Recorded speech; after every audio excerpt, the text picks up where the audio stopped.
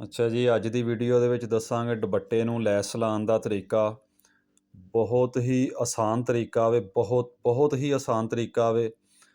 ਔਰ ਲੈਸ ਵੀ ਇਸ ਤਰ੍ਹਾਂ ਲੱਗੇਗੀ ਕਿ ਜਿਸ ਤਰ੍ਹਾਂ ਬ੍ਰਾਂਡ ਦੇ ਦੁਪੱਟਿਆਂ ਨੂੰ ਲੱਗਦੀ ਹੈ। ਕੋਈ ਵੱਟ ਨਹੀਂ ਆਏਗਾ ਦੁਪੱਟੇ ਦੇ ਵਿੱਚ, ਨਾ ਕੰਨੀ ਦੀ ਤਰਫ, ਨਾ ਆੜੀ ਸਾਈਡ ਦੀ तरफ। अस्सलाम वालेकुम वरहमतुल्लाहि वबरकातुहू। मुझे उम्मीद है कि मेरे देखने वाले बहन भाई सब ठीक ठाक होंगे और मैं दुआ गो हूँ कि अल्लाह ताला तमाम उम्मत मुसलमान पर अपना फजलो करम करे, अपनी रहमतों के साए में रखे। अल्लाह ताला हम सब पर अपना ख़ास फजलो करम करे। तो अब चलते हैं आज की वीडियो की तरफ। ये देखें, ये दुपट्टा मैंने लिया है। ये पहले आड़ी साइड रखी है, उसकी छोटा पल्लू वाली साइड। दुपट्टा सीधा रखना है और ये लैस इसके ऊपर उल्टी रखनी है। तो ये पल्लू वाली साइड से मैं शुरू कर रहा हूँ। ये देखें यहाँ से, ठीक है। इसी तरह इसको ये बराबर में साइड में कन्नी छोड़ के इसको लगाते जाना है। ये बहुत ही आसान है। इसका ऊपर से आपने ये जो बूट है ना, इसका पैर जिसको कहते हैं, वो थोड़ा सा लूज़ कर लेना और नीचे वाला कपड़ा हल्का सा खींच के रखना है और लैस बिल्कुल बिल्कुल नरम रखनी है ऊपर। लैस को नहीं खींचना। ये देखें पीछे बिल्कुल कोई वट नहीं आ रहा इसके पीछे। ये देखिए बैग पे बिल्कुल साफ़ है कपड़ा, कोई खिंच नहीं लगती पई, किसी किस्म की कोई वट नहीं आ रहा। लो जी, ऐसे तरह ही इधर भी आ जाना। फिर पल्लू भी बराबर आएंगे और कन्नी भी बराबर आएगी।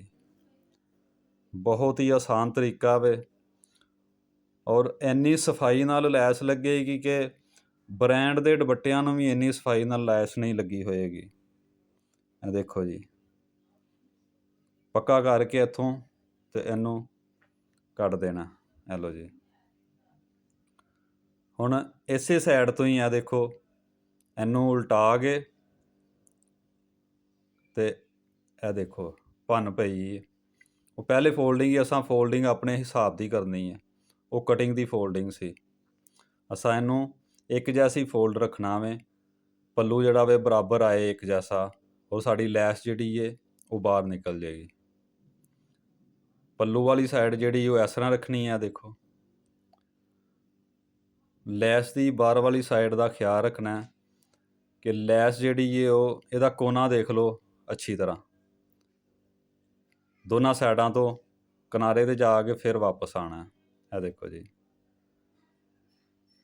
ये तो माशाल्लाह बहुत ही आसान तरीके दे नाल काम सीखण वास्ते साडे इस चैनल नूं सबसक्राइब भी करो ते बैल दे बटन नूं भी दबाओ, ताकि अगली आने वाली वीडियो जिहड़ी है उहदा नोटिफिकेशन तुहाडे तक पहुँचे तो तुसीं उस वीडियो नूं देख के ते उहदे तों कुछ फ़ायदा हासिल कर सको।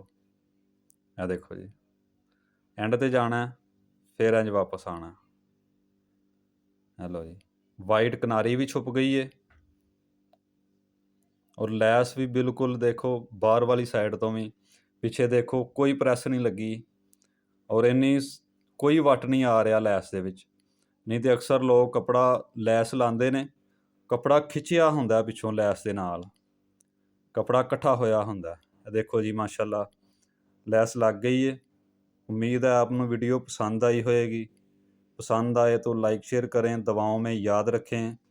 मिलेंगे किसी अगली वीडियो में, तब तक के लिए हम और आप सबका अल्लाह हामी व नासिर हो। अस्सलामु अलैकुम वरहमतुल्लाहि वबरकातुहू। जी, तो ये देखें, ये पल्लू मैं फिर आपको बता दूं, ये पल्लू हैं, ये दोनों ये बिल्कुल बराबर आ रहे हैं। ये देखें यहाँ से भी और इसी तरह इसी कोने से भी।